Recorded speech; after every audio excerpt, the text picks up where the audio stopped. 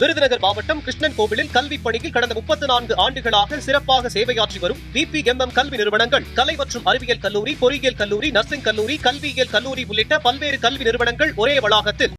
எந்த மாநில உரிமையும் பாதிப்பதை மார்க்சிஸ்ட் கம்யூனிஸ்ட் கட்சி ஒருபோதும் அனுமதிக்காது.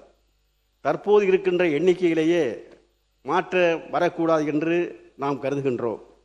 பாராளுமன்றத்தில் 543 பேருக்கு இப்போதே பேச நேரம் இல்லை.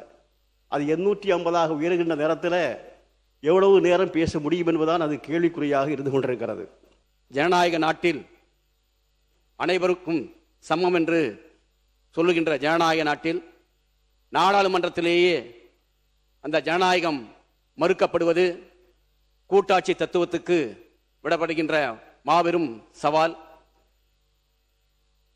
நாடாளுமன்றத்தில் மாநிலங்களிடையே ஏற்றத்தாழ்வுகள் கூடாது, சமநிலை இருக்க வேண்டும். இந்த 2 தீர்மானங்களிலுமே ஒன்று, மத்திய அரசு சட்ட முன்வடிவு கொண்டு வர வேண்டும். அதற்கு பிறகுதான் தொகுதி மறுசீரமைப்பை பற்றி நாம் ஆய்வு செய்தால் சிறப்பாக இருக்கும் என்ற என் கருத்தை கூறுகிறேன்.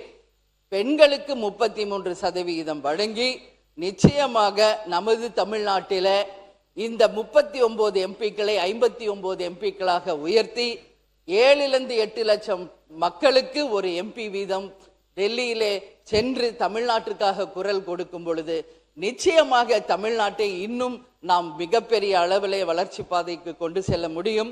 மக்களுக்கும் மத்திய அரசின் மூலம் கிடைக்க வேண்டிய பணிகளும் திட்டங்களையும் கொண்டு வர முடியும். மத்திய அரசின் மூலம் மாநில அரசும் நிச்சயமாக அந்த திட்டங்களை கொண்டு வர முடியும் என்பதில் மாற்று கருத்து இல்லை. எந்த காரணத்தை கொண்டும் தமிழகத்துக்கு ஒரு இழப்பு ஏற்படக்கூடாது. அந்த வகையிலே நமது பாராளுமன்ற உறுப்பினர்கள் ஒருநிலைப்படுத்தி தமிழகத்தின் நலனை கருத்தி இங்கு கட்சி வேறுபாடு இல்லாமல் அந்த நிலை வரும் பொழுது, அந்த மாதிரி ஒரு நிலை வரும் பொழுது எல்லோரும் அமர்ந்து அந்த மத்திய அரசை கேட்டு இந்த மாதிரி இருக்கிறது, எங்களுக்கு இழப்பு வரக்கூடாது, எங்கள் மக்களுக்கு வரக்கூடாது என்பதை உணர்ந்து செய்தால் அதில் தவறு இல்லை. ஆகவே இவ்வளவு அவசரப்பட்டு ஒரு தீர்மானத்தை கொண்டு வருவதை எங்களுடைய பாரதிய ஜனதா கட்சி ஏற்றுக்கொள்வதில்லை. ஆகவே இந்த தீர்மானத்தை நாங்கள் எதிர்க்கின்றோம்.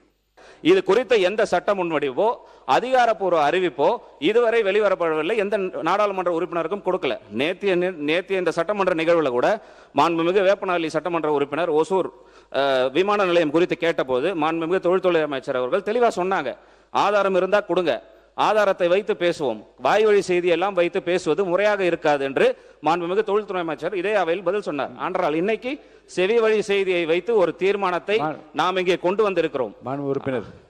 வந்திருக்கிறோம் என்பதை நாம் கருத்தில் கொள்ள வேண்டும்.